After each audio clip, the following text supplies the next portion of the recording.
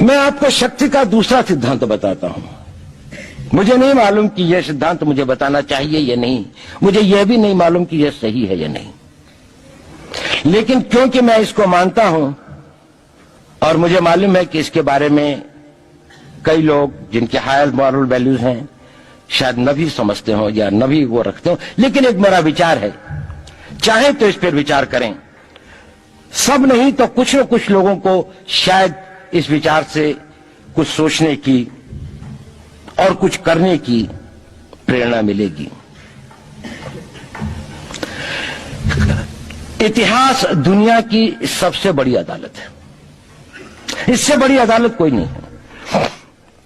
Supreme court में क्या हुआ, हाई कोर्ट में क्या हुआ, लड़ाई के मैदान में क्या हुआ, इलेक्शंस में क्या हुआ, ये सब बातें आती हैं चली जाती हैं, बाद में रह जाता है केवल इतिहास। और इतिहास का निर्णय हमेशा उसके पक्ष में गया है जो शक्तिशाली था। इसने कभी उसका साथ नहीं दिया जो न्याय के साथ था, जो सही था। अगर ऐसा होता तो दिल्ली में बाबर रोड होती है, बाबर रोड है लेकिन राणा सांगा रोड नहीं है, क्योंकि बाबर आया, विजयी हुआ, राणा सांगा हार गया। भारत की हिंदूशाही किंगडम अफगानिस्तान से होती सिकुड़ती सिकुड़ती सिकुड़ती यहां तक नहीं आ जाती। हमने किसी पर आक्रमण नहीं किया, हमने किसी के जीवन मूल्यों को नष्ट नहीं किया, हमने किसी के धर्म ग्रंथों को और धर्म स्थानों को नष्ट नहीं किया। शायद हम न्याय संगत थे, शायद सत्य भी हमारे पक्ष में था, लेकिन शक्ति हमारे साथ नहीं थी। इसलिए इतिहास ने हमें उसकी सजा दी। इतिहास ने हमेशा उनको सजा दी जिन्होंने विचारों को कर्म से और न्याय को शक्ति से अधिक महत्व दिया। अब मैं ये नहीं कह रहा हूं कि उसको उसकी तिलांजलि कर देनी चाहिए, ये नहीं है कि न्याय का अपना महत्व नहीं है, लेकिन यदि कॉन्फ्लिक्ट ऑफ इंटरेस्ट हो तो शक्तिशाली बनना ज्यादा आवश्यक है। भारत धर्मगुरु भी तभी बनेगा जब एक शक्तिशाली भारत का निर्माण होगा। जिन लोगों ने भारत के ऊपर आक्रमण किया, भारत के ऊपर राज किया, इस प्रकार से राज किया कि राज करते वक्त, जाते वक्त अपने गुलामों से कह दिया कि तुम राज कर लो, हम तो जा रहे हैं, तो यहां पर गुलाम वंश भी बन गया। अगर हम लड़ाई के वॉरफेयर के उसूलों से देखें कि किसी भी राष्ट्र की जो कॉम्प्रिहेंसिव स्टेट पावर होती है, किन चीजों से वो लड़ाई लड़ता है, किसको हम कहते हैं कि ये शक्तिशाली है, दूसरा शक्तिशाली नहीं है, क्या वो अवयव होते हैं उसके, क्या घटक होते हैं उसके। तो भारत के पास जनशक्ति, धन शक्ति, ज्ञान की शक्ति, टेक्नोलॉजी की शक्ति, और जिन लोगों ने आक्रमण किया उनकी शक्ति को अगर हम ये देखें तो शायद 1 और 1000 का अनुपात भी नहीं होता। लेकिन उसके बाद भी हम वो नहीं कर पाए। और ये प्रश्न भी किसी ने पूछा, उस पर मैं आऊंगा बाद में। निवेदिता जी ने उसका बहुत अधिक उत्तर दिया, बहुत अच्छा उत्तर दिया था कि क्या कारण है, किसके कारण भी हम लोग इस लड़ाई में इतिहास ने हमारा साथ या हमारे पक्ष में न्याय नहीं दिया। क्या कारण है कि कश्मीर में हम लड़ रहे हैं, जिन्होंने हमारे ऊपर आक्रमण हो रहा है, हमारे ऊपर बाहर से लोग आकर वायलेशन हमारे बॉर्डर का करते हैं,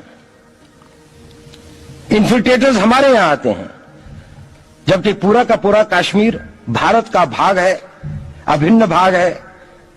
कानून के अनुसार वहां के राजा ने यह हस्ताक्षर किए, हमें दिया।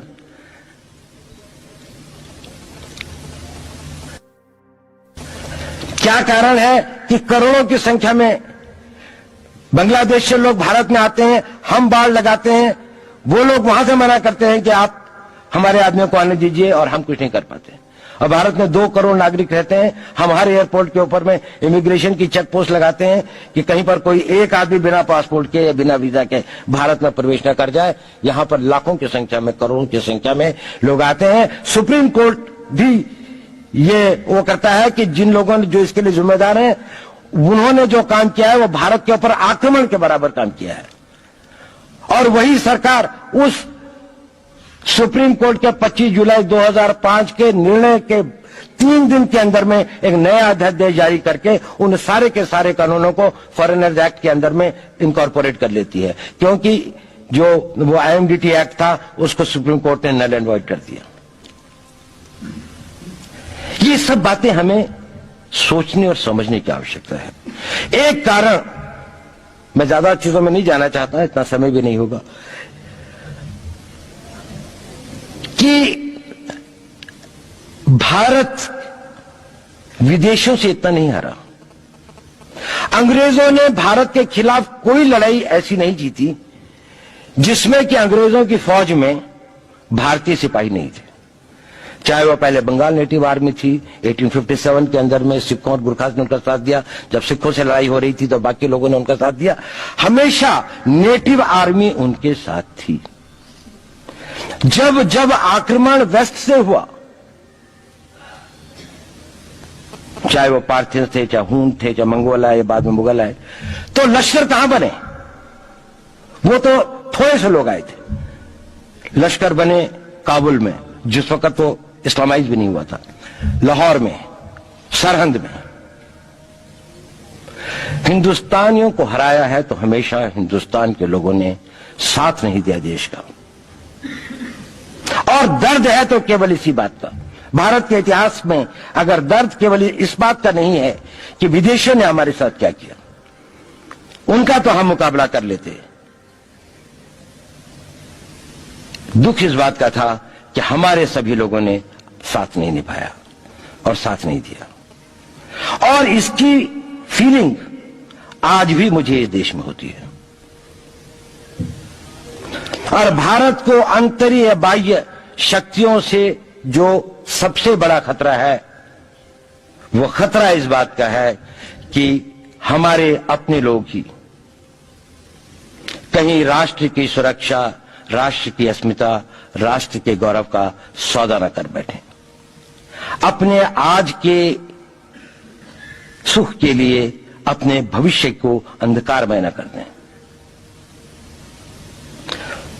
और इसके लिए जो जागरूकता चाहिए, इसके लिए जो ताकत पैदा करनी है, वो ताकत केवल समाज के अंदर भी पैदा की जा सकती है।